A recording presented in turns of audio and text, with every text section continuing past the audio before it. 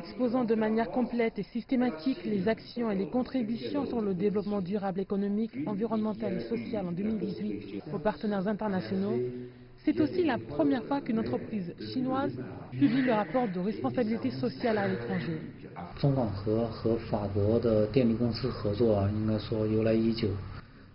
Ça remonte à très longtemps, la coopération entre CGN et les entreprises françaises. Depuis les années 80, on a établi une équipe avec EDF et Framatome dans la construction d'une centrale nucléaire dans la baie de Daya, à Guangdong. On a bien collaboré depuis qu'elle a été achevée dans les années 90, dont il y avait 2 centrales nucléaires qui ont été construites. Il y avait la formation des techniciens, les projets de l'énergie nucléaire et la fabrication des matériaux. Cela marque notre premier pas. Après, on a établi ensemble avec EDF la centrale nucléaire de Taishan. Le 9 janvier l'année dernière, le président Xi Jinping et le président Macron nous ont décerné la plaque « le premier réacteur EPR au monde ».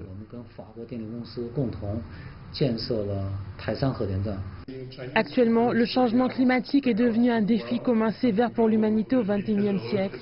La lutte contre le changement climatique, la réduction des émissions de gaz de carbone et la protection écologique de l'environnement sont des priorités absolues pour le développement durable mondial et l'un des 17 objectifs de développement durable définis par les Nations Unies. Monsieur He Yu, président du conseil d'administration du CGN, a exprimé qu'en tant que fournisseur et opérateur de services d'énergie propre, CGN a aujourd'hui fait du développement durable un critère prioritaire sur la voie de la transition énergétique mondiale.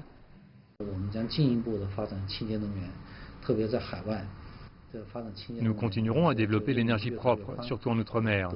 Notre chemin sur le développement de l'énergie propre est de plus en plus large et a aussi été admis et soutenu par ces pays étrangers.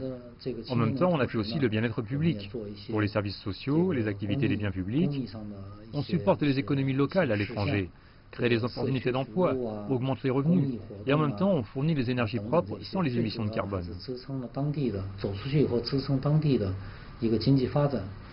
La coopération sino-française a une longue histoire. CGN a maintenu de bonnes relations de coopération avec des partenaires français. Selon He Yu, il y a plus de 30 ans, CGN a collaboré avec EDF et Framatome dans la construction de la centrale nucléaire de la baie de Daya à Guangdong, réalisant la première grande centrale nucléaire commerciale en Chine. Au XXIe siècle, CGN et EDF sont à nouveau associés pour bâtir la centrale nucléaire de Taishan qui utilise la 3e génération de technologie nucléaire d'EPR française. Grâce aux efforts conjoints des 2 parties, l'unité numéro 1 de la centrale nucléaire de Taishan a été mise en exploitation commerciale en décembre 2018, marquant le premier réacteur EPR au monde.